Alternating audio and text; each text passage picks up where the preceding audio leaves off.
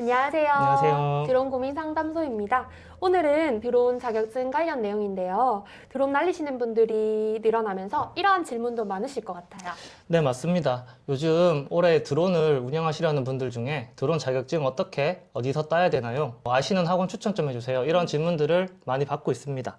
그러시구나. 그런데 올해 날리려는 거는 지금 따면 좀 늦은 거 아닌가요?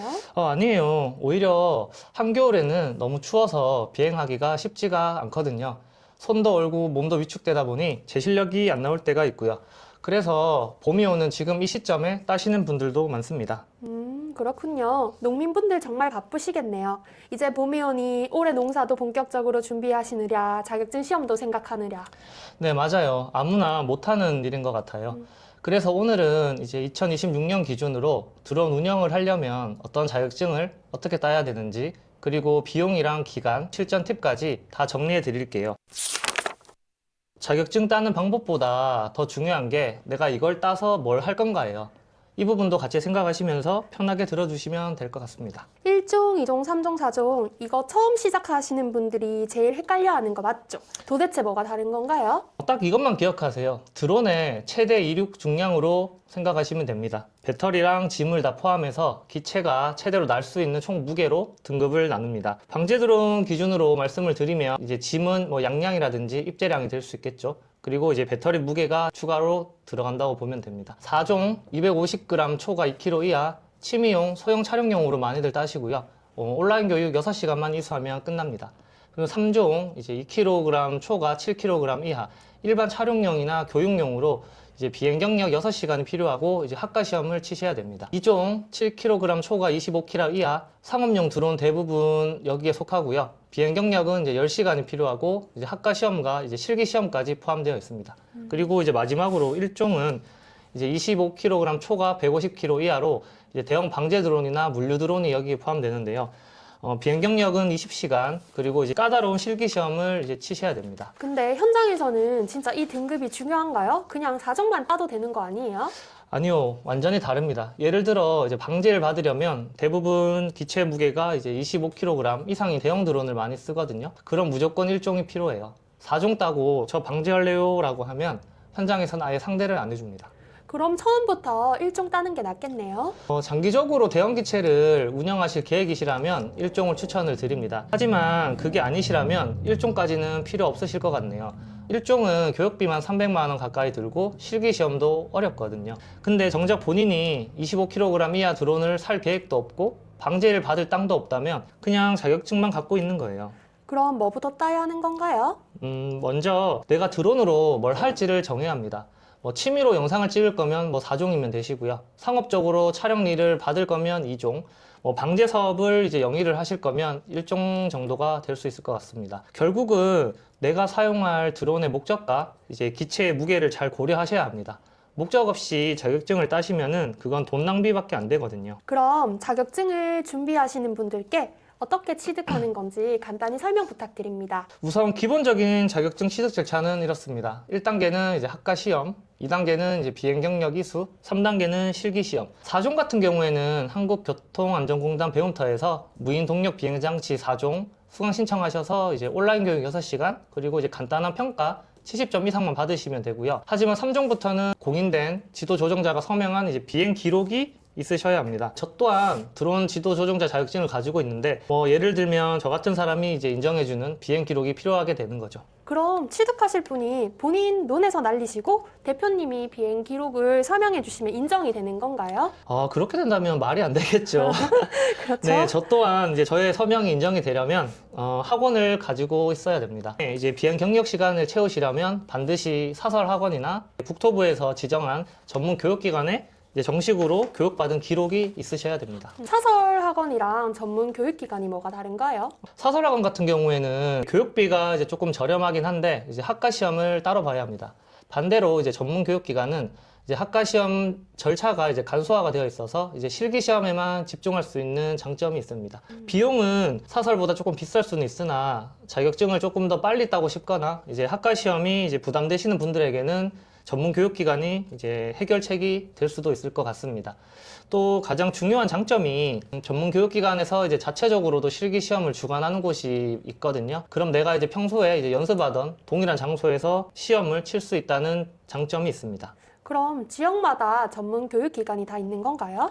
아, 그건 아니에요. 도시 지역마다 다 있는 게 아니라서 본인이 거주하는 지역 근처에서 가장 가까운 곳을 검색해 보시면 될 것 같습니다. 학원을 자주 가서 비행 시간을 직접 채워야 되기 때문에 집에서 너무 멀면 불편하실 수 있거든요. 자격증 취득하기 전에 고려해봐야 될 점이 따로 있을까요? 실제 사례 하나 말씀드릴게요. 이제 어떤 한 분이 이제 유튜브에서 드론 방제로 2달 일하고 대기업 연봉 번다? 이런 이제 영상만 보시고 이제 일종 자격증을 따셨거든요. 시간과 이제 교육비 300만 원 가까이 이제 들여서 따셨는데 정작 어떤 구체적인 계획도 없다 보니까 문제가 뭐였냐면 본인이 방제할 이제 땅이 없었어요. 주변 농가들한테 제가 방제해 드릴게요 해도 이미 이제 기존에 방제를 해주는 사람들과 이제 방제단들이 있으니까 일이 안 들어오더라고요.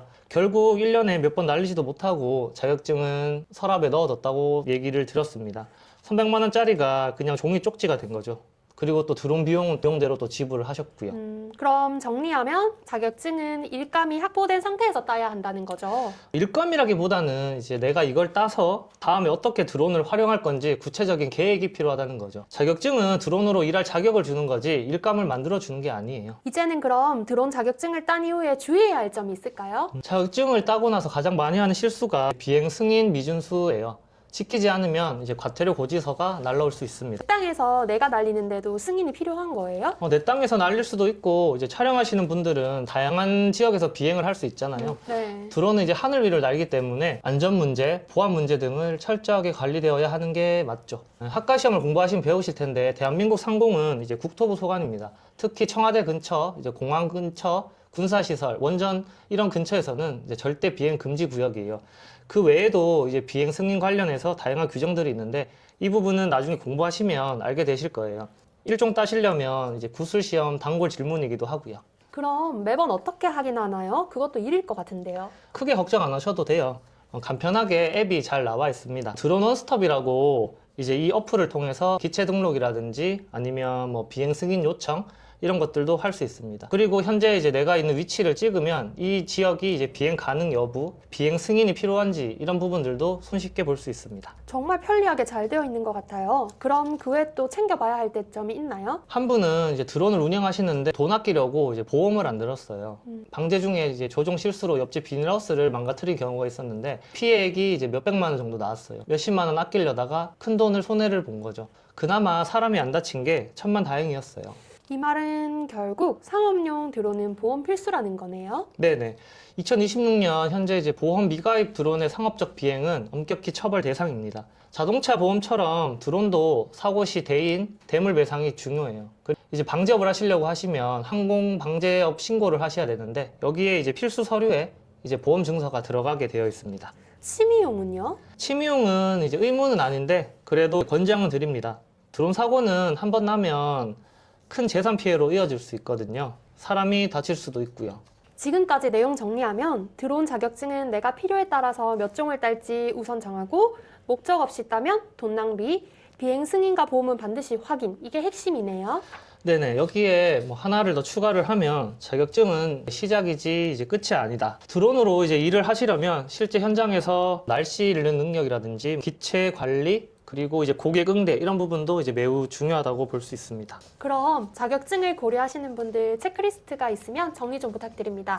이런 사람은 자격증 따셔도 좋을 것 같고 아니면 조금 더 신중하시라 뭐 이런 관점에서 제가 생각을 조금 말씀드려 보면요. 자격증 따도 되는 사람은 첫째 이제 드론 운영 계획이 확고하신 분, 방제업이나 자가 방제, 촬영 사업 등 드론 운영 계획이 있으신 분들, 둘째 기체 구입 자금과 유지비가 준비된 사람. 자격증 따도 드론 없으면 의미가 없거든요. 드론 구매 비용도 생각하셔야 됩니다. 셋째, 정부 지원 사업 대상자. 내일 배움 카드나 지원 사업 등으로 이제 교육비 50% 이상 지원받을 수 있다면 이제 부담이 줄어들 수 있고요. 또 네 번째, 장기적으로 드론 사업 확장 계획이 있는 사람. 방제, 촬영, 배송 등 드론 관련 사업을 확장 가능성이 있으면 투자 가치가 있다고 생각됩니다.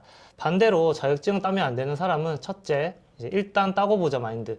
자격증으로만 돈 안 벌립니다. 방향성을 잡으시는 게 좋아요. 둘째, 일감 확보 계획이 전혀 없는 사람. 주변에 방제 의뢰할 땅도 없고 촬영 일감도 없으면 자격증만 남게 됩니다. 셋째, 유지비 생각 안 하는 사람. 드론은 배터리 교체라든지 부품 수리, 보험료 등 유지비가 어느 정도 들어가는 사업이거든요. 그럼 지금까지 내용 한 문장으로만 정리해주면 뭐라고 말해줄 수 있나요? 드론 자격증은 따면 돈 버는 증서가 아니라 일할 자격을 증명하는 종이입니다. 내가 어떤 일을 하기 위해 이 자격증을 따는지를 명확히 하시는 게 중요할 것 같습니다. 자격증이 없는 제가 들어봤을 때 오늘 엄청 유익한 내용들이 많이 있었습니다. 자격증 따기 전에 먼저 확인해야 할 게 이렇게 많은지 몰랐거든요. 가장 중요한 게 이제 드론으로 내가 하려고 하는 방향성을 확고히 하시고 거기에 맞는 드론도 구매를 하셔야 되고 자격증도 1종이든 4종이든 맞춤형으로 따시길 추천드립니다. 오늘 좋은 말씀 감사합니다. 네, 여러분도 이제 본인을 정확하게 진단하시고 시간과 돈 낭비를 안 하셨으면 좋겠습니다. 그럼 오늘은 여기까지고요. 궁금한 점 있으시면 댓글로 남겨주시면 저희가 답변 드리도록 하겠습니다. 오늘 영상 도움 되셨다면 구독과 좋아요 부탁드립니다. 감사합니다.